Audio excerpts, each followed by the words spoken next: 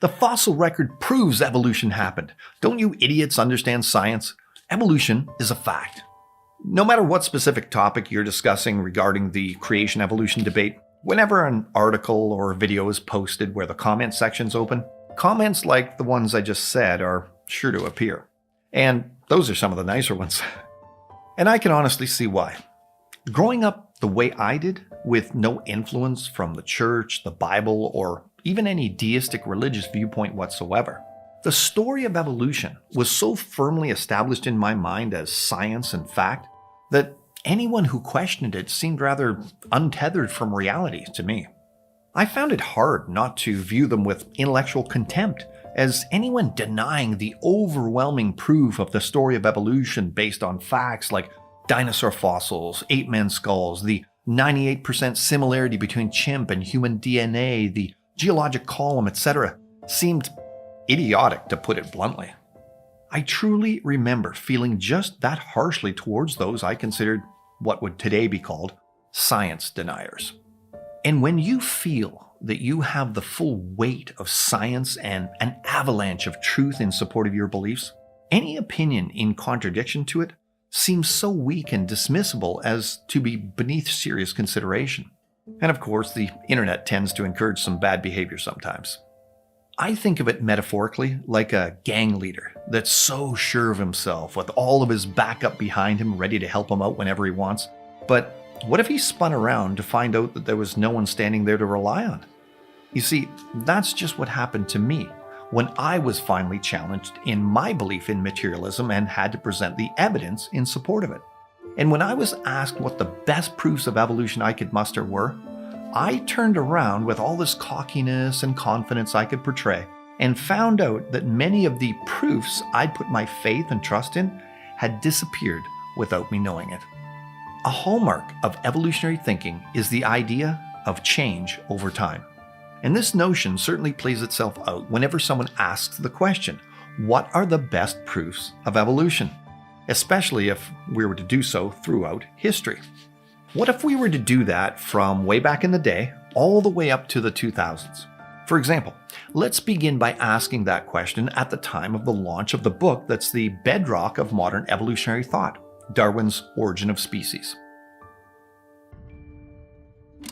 Well, in 1859, you might have been presented with Neanderthal man as proof of our evolutionary ancestry, even though they'd been found 4 years earlier and had already been declared fully human by a professional anatomist.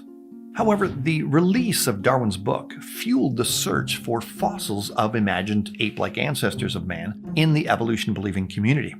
And lo and behold, 4 years later, Irish geologist William King decided to re-examine the fossil skull of Neanderthal man and promptly decided that he was an ape-like creature. And many variations of this idea were propagated as science and fact for well over 150 years afterwards. Today, of course, evolutionists have admitted their true humanity, which is why they're designated as Homo, which means human, Neanderthals.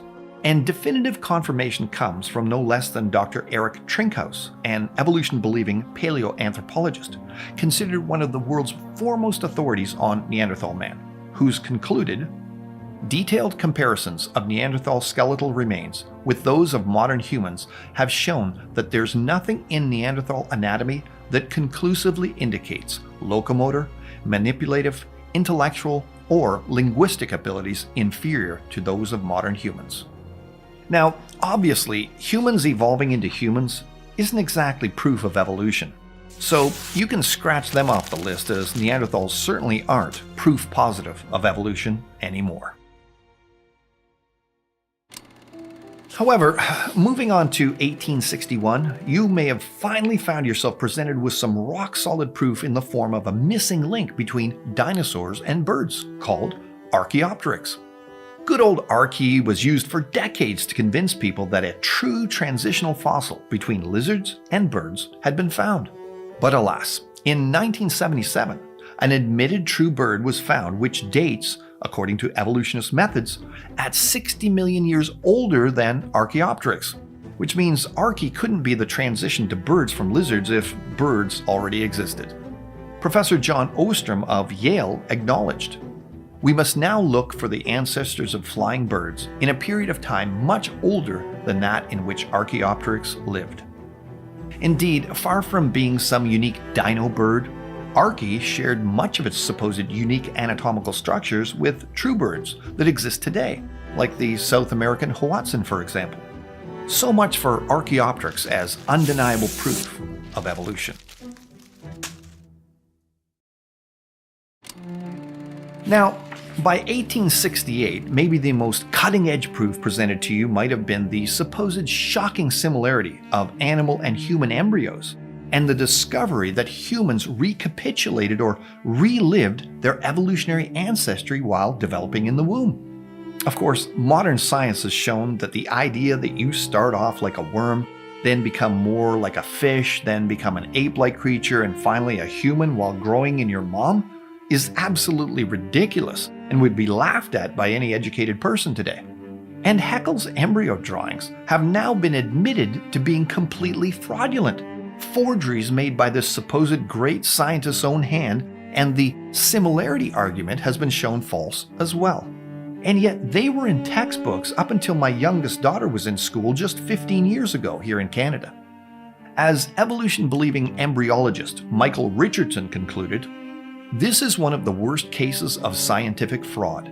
It's shocking to find that somebody once thought was a great scientist was deliberately misleading. It makes me angry.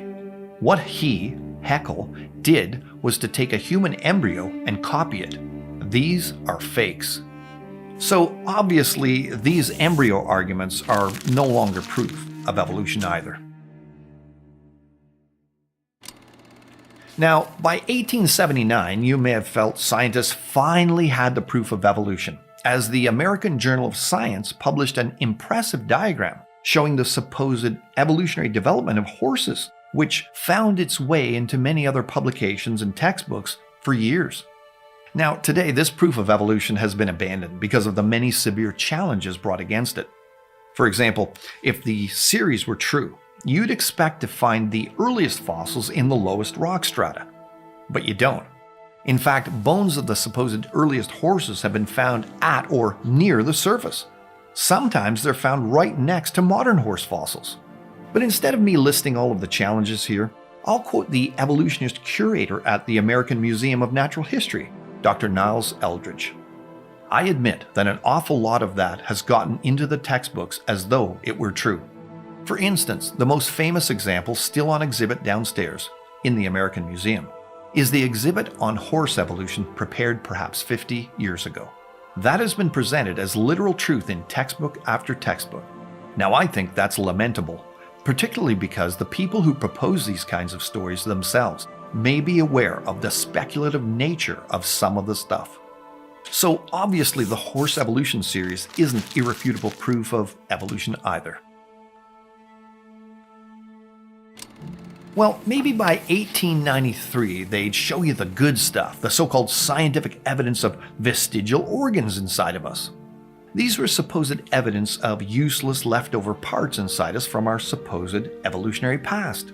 And by this time, evolution-believing scientists like German anatomist Robert Wiedersheim was claiming that our bodies contained over 86 of these useless organs, including the thymus, tonsils, adenoids, valves and veins, the parathyroid, and the pineal and pituitary glands.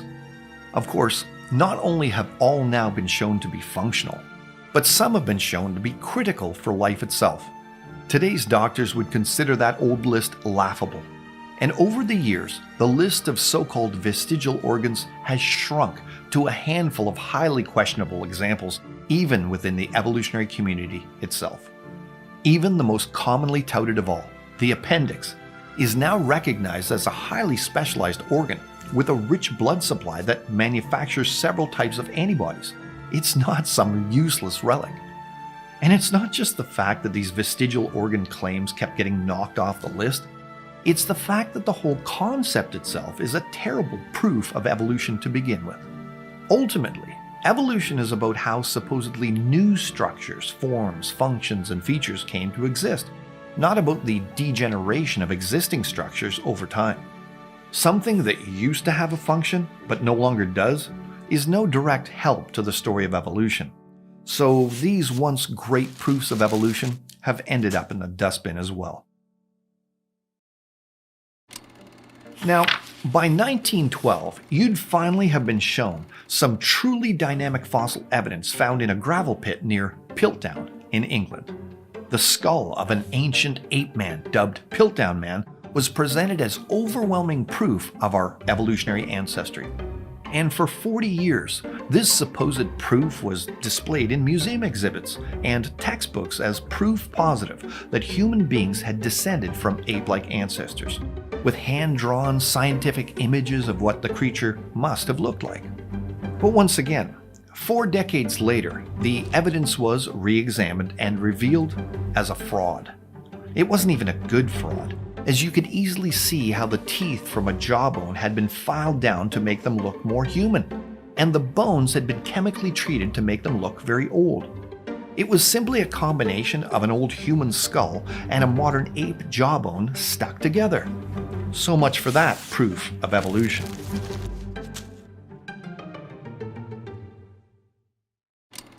But wait, by 1917, just 5 years later in the US, they found some powerful evidence for evolution when a Nebraskan rancher found what he thought was a special kind of tooth on his farm.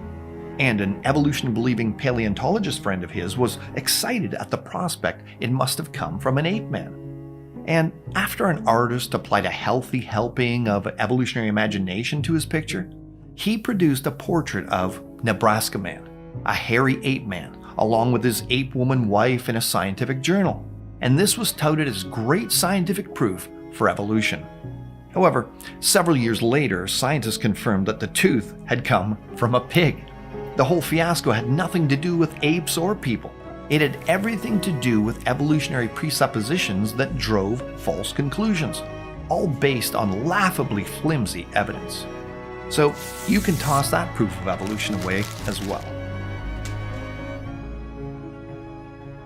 So we'll end here for now, but stay tuned for part 2 of Evolution Over Time, where we'll show even more examples of supposed proof of evolution that have come and gone.